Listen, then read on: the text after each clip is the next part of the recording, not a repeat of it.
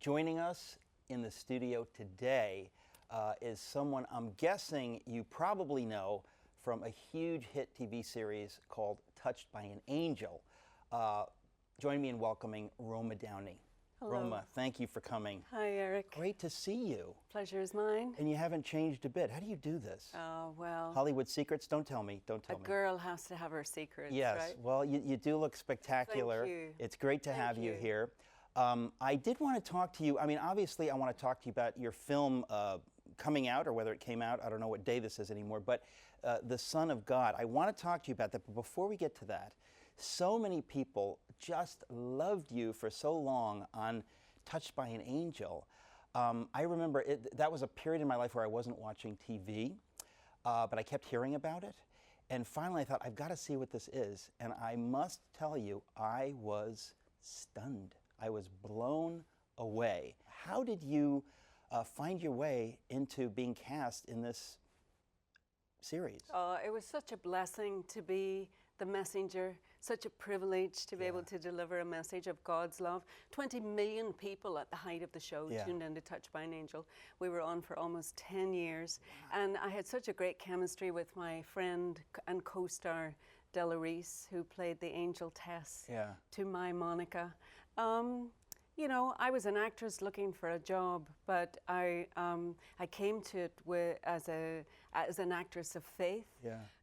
You had faith when you came to the show. Absolutely, yes. But that had nothing to do with them casting you, or maybe it did. I think probably did. I'd like to think it had everything to do with the great caster in the sky. Yeah. But I was looking for a gig, you know. I could have been, if they'd had a good role as a policewoman or a lawyer that year. I'm looking for a gig, by the way, if anything comes up. So so you just happened. It was lovely. I think being Irish actually lent itself well. Oh, you're Irish. For me being cast. I think that I went in to read as an American. Yeah. And somewhere in the audition, they said to me, "But you're not American, right? You're Irish." Oh, you mean you were doing an American accent? I was doing some sort of an American accent. Right. And, I've been doing that. It's worked for me. I've been doing it for years. Yeah. No one knows that I'm Irish. Are you really? No. Yeah. No, I'm not Irish. Have you been to Ireland though? I'm Scottish. No, I've not been to Ireland. But I wear green sometimes. Are you obliged to wear green, or is it just happenstance? It's just a coincidence today. But green, I'm a redhead, so green is a good color for me. Green works. And I've heard it said that, you know, that when you see green, because it's the color of grass and trees, that it's very calming for people. So very nice. Very nice. You know, I thought to contrast. But so they actually, because I mean, they could hear that you were, or they knew that you were from Ireland, and they said, "Let's try that." I think that the lilt lent itself to I don't hear a lilt. You know? I love your lilt. I'm so tempted to talk the way you. It's such a sweet voice that you have. I don't mean to embarrass you, but I'm not I don't care. I'll embarrass you. No, but it's so sweet. I can see how my accent has softened a lot. You know, I've been in America for you know, many years. I moved over in the late 1980s, first to New York City, working in the theater. I have I'm a classically trained actress, wasted on television. How did you know? When did you know? It's never wasted. How did you know? When did you know that you wanted to be an actress? Well, I grew up in Northern Ireland. I grew up during the Troubles. My hometown of Derry was really the site of much anxiety. I was raised in with a background of a lot of violence, bombings and shootings on the street. And I think, to be honest with you, that there was a side of me as a child that kind of pretended that I was somebody else, and that there was great comfort in the escape of that. Like most kids that get into theater, I was in the school plays. Well, you were, so then you knew as a kid. You knew. I just loved it. I enjoyed it. I've been excited by it. And I went off and I joined a theatre company, the Abbey Theatre, which is Ireland's national theatre company. Is that where you got your classical training? I did, yeah. Well, I went through drama school in London first, and then went back to work in Ireland. We did a production of The Playboy of the Western World, which is one of the great Irish classic plays. Right. And then we mounted a production of that to bring it to North America, and we toured in cities that have some sort of vague Irish connection. From Chicago, Boston, Philadelphia, we played in Toronto, and we ended up in New York City, and I was approached by an agent who said, you know, if you ever thought about getting work this side of the Atlantic, young lady, I think you might have a chance. And I moved to New York.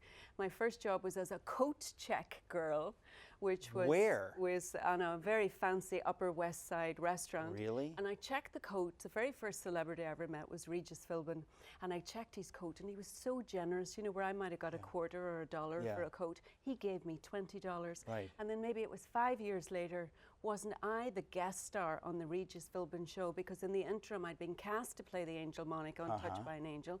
It became a huge mega hit on CBS, and I was invited back, and I thought, only in America, right? Could you be checking coats 1 year? I tell you. And so I told him the story, and he said, oh, this couldn't be good. Either you're telling the story because I stiffed you, or because you was generous. I said, well, I wouldn't. Or he probably, because we all know Regis is cheap, so it was probably a mistake. No, he thought he gave you a $1 bill. So lovely and so generous. Did he ask you for 19 back at that? No, he's, of course, he's generous. That's a lot of money, though. It was great. For a coat Yeah, check. it was great. Anyway, you know, I worked all through that winter and started getting jobs in a theater, off Broadway, finally on Broadway, and then got a couple of big TV breaks and moved west. And then for 10 years lived in the great state of Utah, because that's where we filmed Touched by an Angel. Are you kidding? I didn't know that. I don't think our viewers at home knew. Did you know that? Yeah, I don't think they knew that. It was. Raise your hand if they didn't know that. That's amazing. In Utah. It was great. It was a beautiful. Listen, every Why did they film it in Utah? Well, I think it was probably less expensive for them, and they could achieve great looks because we were what they call a traveling show. Right. We didn't have one set every week because we as angels were undercover, and we were, you know, in all different towns and cities. Did Della Reese have to live in Utah for 10 years? She did, but she, you know, always had a smaller role, and so she was back and forth. I remember her from Chico and the Man. Yeah. Yeah. She is great. Can I tell you, I love her. Yeah. She is my mother. She's been such a blessing in my life. And even though the show has been off the air for a few years, she remains one of my dearest and closest friends. Wonderful. But yeah, you know, the message of that show was really very simple and quite revolutionary on American television. Because there's it took no a premise question that there is a God, that He loves you, and that He wants to be part of your life. And there was a central scene that we called the Angel Revelation scene. And before that scene, we would pray that the Holy Spirit would come through us and inspire the work that we were doing to reach out through the camera and to touch somebody's life at home. And I still run into people who tell me that that show ministered to them, that it helped heal them, that it helped bring some kind of resolution. Well, that's what amazed me when I watched it that one time. I didn't expect to be. I mean, the thing is, if you live in a place like New York, as I obviously do, people are cynical about those kinds of things, and they're snarky. And so you hear things. I said, no. I mean, obviously, I'm a person of faith. I said, I want to watch this. And when I watched it, I was genuinely stunned at how powerful it was. It was very powerful. Oh, it was amazing. And I loved being, you know, as I say, being part of something that that served a greater purpose. Yeah.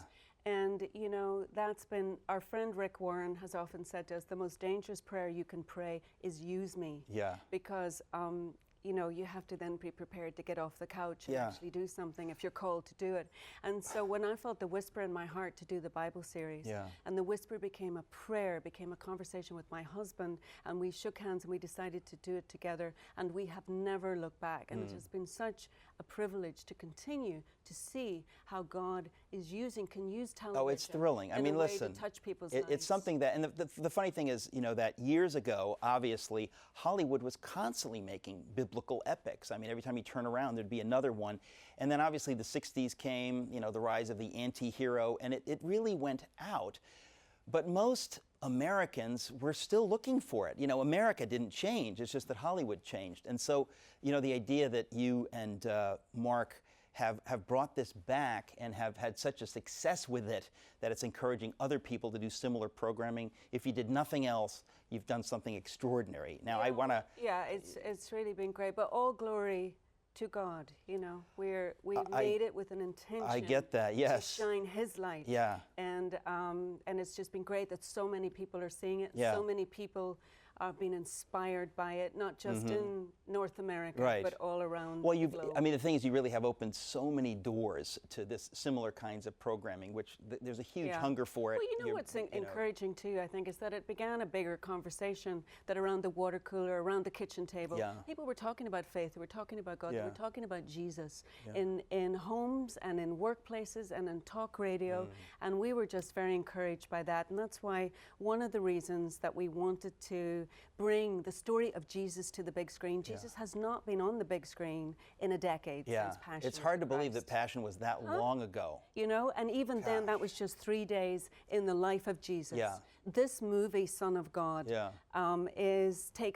takes the story of our Savior from the Nativity right through resurrection, and it's a beautiful standalone experience. Now, obviously, you didn't make this film just for people who are serious about their faith. I mean, it's opening in 3,000 theaters on 3,000 screens.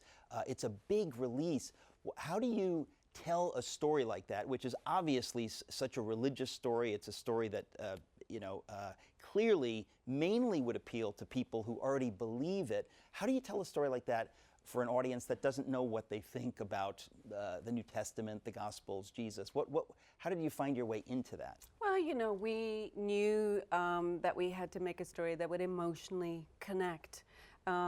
It began when we were filming the Bible series and we were looking at the footage from the Jesus narrative, and we knew we had just something quite extraordinary there. Our actor Diogo Morgado gives a beautiful... What's his name? Diogo Morgado. Diogo Morgado. And he's a Portuguese actor, and he's really extraordinary because we were looking for an actor who could portray a gentleness and the compassion that we believe Jesus had, but also the strength.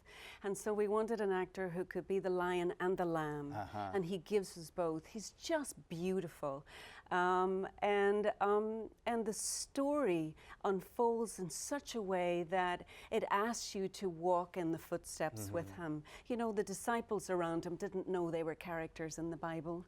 You know, they're like young men following a charismatic leader.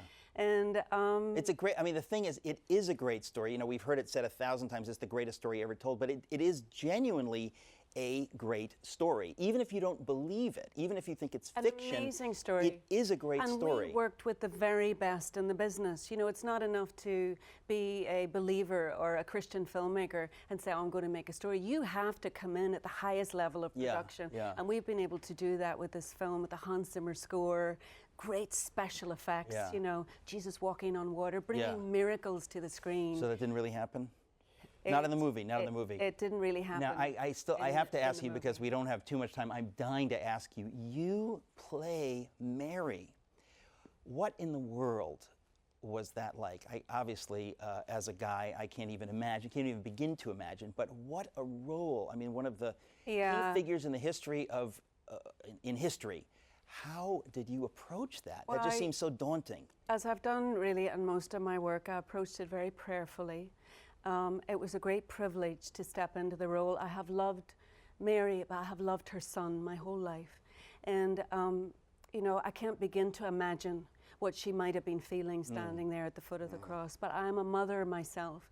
So I brought a mother's heart to those scenes, to try and see them as a mother might, to feel them as a mother might. Because remembering that Mary was the mother of the Son of God, Mary was also the mother of a son. And so those scenes were extraordinarily emotional for all of us to film, the crucifixion sequence in particular, which took us 3 days. But, you know, the beauty of our story is this, that the crucifixion and the death of Jesus is just the beginning. And the movie, of course, goes right through to the ascension and the Great Commission. And that's kind of what I was missing in The Passion. As much as I liked it, I kind of need a little respite, or, you know, so I'm glad that, you know, we know that people are hungry for hope. You know, people are hungry for God.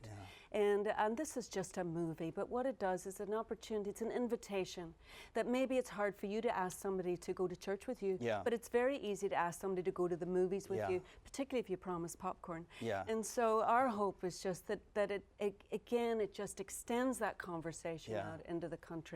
and into the continent, out into the globe. They're people that we will never meet, whose names we will never know, who will see this movie and whose lives will be changed for eternity. There's no doubt about that. So let me just, first of all, thank you for being here with us today. But on a larger level, on behalf of everyone who will see the movie, thank you for going to the considerable trouble of making this movie.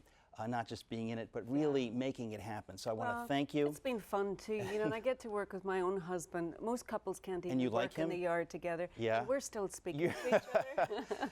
Well, so that's the real miracle. Well, that sounds like it. Well, honestly, just thank you so much.